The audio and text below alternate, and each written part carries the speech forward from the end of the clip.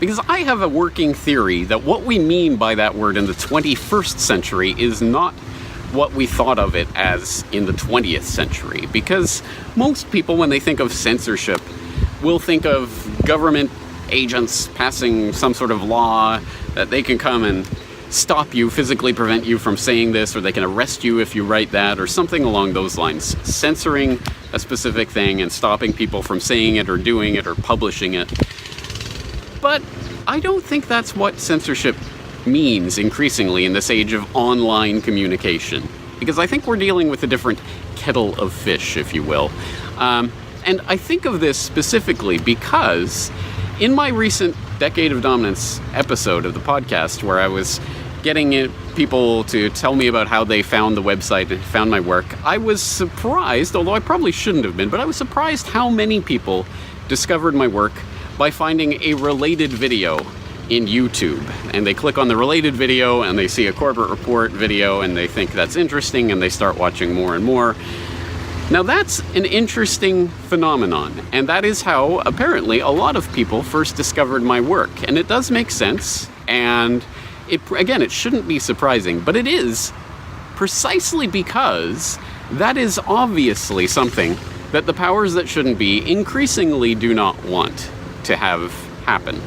And they are, as we speak, and will continue to, adjust their algorithms to make sure that people do not randomly happen upon work like this. Unless it's in a filter bubble where people are very specifically searching for this type of information, then maybe they'll allow a little bit of it just to make sure that people don't feel like they're being censored. But for the average normie who's looking at a given issue, whatever that may be, they're going to be directed increasingly, without them even knowing it, toward information that is on the acceptable mainstream side and away from the alternative media. That's obvious, I think. That's evident. And I experienced that in my own experience when, for example, over the past several years, I've often marveled or come away thinking, well, that's interesting. When I search for a very specific piece of information on any search engine, basically, I have marveled at how many times, searching for a specific piece of information, I've come across my own work. Sometimes it's the first result on the search results page, because I talked about it in the past. And I think, oh, that's interesting. I've noticed how infrequently that is occurring now, to the point where even when I am searching for a very specific thing that I've talked about in the past, sometimes even with a specific title of a video or an article or an interview or something that I've done in the past, it won't appear in the first page of search results or even the second page. You have to scroll through page after page after page before you come across a site like the Corporate Report, because of course we know the Googles and Facebooks and whatever, all of the different platforms, search engines, social media sites, all of these are tailoring and tinkering with their algorithms to make sure that sites like the Corporate Report get shoved further and further down, and the Wall Street Journal, New York Times, Time Magazine, whatever, gets pushed up to the top of the search results. Of course that's what they want. Of course that's what they're working on.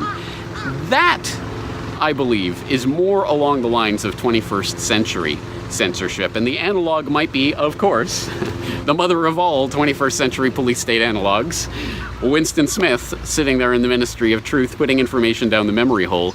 In fact, it's not even so blatant as that, because often this information is still exists. It's still physically there. You can still physically connect to it, but they just make sure that you can't find it in the first place. It's an interesting conundrum, and there are different ways that we should be approaching this. One of which I have talked about in the past in videos like the social media exodus has begun, here's where people are going. The creation of alternative platforms that will not do these kind of algorithmic censorship behind the scenes so you don't even know what's happening shenanigans. And we've talked about various platforms in the past and the alternatives that are popping up, and hopefully you're watching this video on BitChute rather than on YouTube. But I know that most people aren't. Most people are set in their ways and are not going to change them very easily. So, I think that brings up another aspect of this, which is the old adage for people who I'm sure are in the dabble in precious metals, have heard this before: if you don't physically hold it in your hand, you don't own it. In the same way, if you don't physically hold the gold or silver or whatever in your hand, you don't physically have the possession of it, then you don't really own it. As people who have invested in various gold-backed accounts, quote-unquote, and things like that in the past may have found out when suddenly they found they didn't have that precious metal they thought they had. So, in the same way, I think in this age of online digital information, if you don't physically possess that information, you don't really have it, and you don't know that you have access to it and will continue to have access to it in the future, which is exactly why, of course, I created the Data DVD series. For people who don't know, these are data DVDs. These are not DVDs you stick in your video DVD drive. These are DVDs that you stick in your computer, and all they are the physical raw files, the MP3s, the MP4s, the HTMLs of every single podcast episode, every interview, every video, every article that I've done on the website. And each disc is of a different year. For example, this is the 2010 Data DVD. It's in fact 2 DVDs here in this 2-disc set. It's something like 15 gigabytes of information, literally hundreds of podcast episodes, interviews, articles, videos, all available on these various DVDs. And you'll note that they have been recently redesigned with spiffy new covers. They look absolutely phenomenal.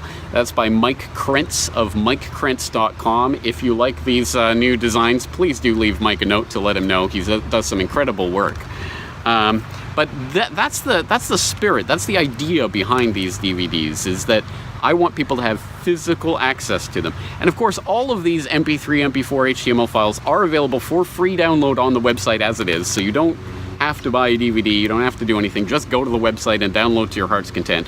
But if you want that archive, the treasure trove of every single article, video, interview from a given year, the DVD is the easiest way, I think, to do it. And of course, you can help support the website if you get one of these DVDs while you're at it. The DVDs for each year, the set for each year costs $50.